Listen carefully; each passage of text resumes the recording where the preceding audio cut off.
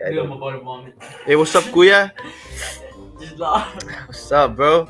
I didn't expect that you will be speaking Tagalog. Only a little bit, bro. Only a little bit. From my friends. Where you from, bro? From the Philippines. Yes, I'm from the Philippines. Straight and born, raised organically. I'm Italian here.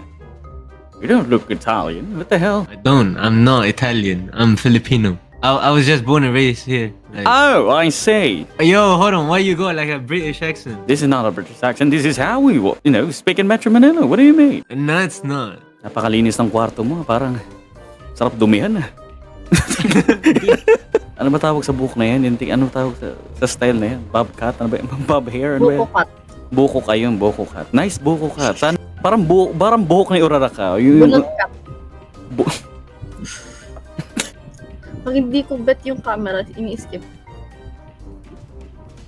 Nahiya naman ako sa'yo, be. Sorry.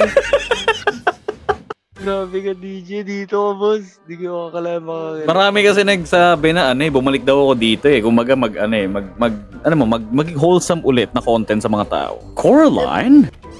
Yes! What the hell? You have button eyes, my dear. You also have a sim freaking icon. Rar. Ang ganda ng accent.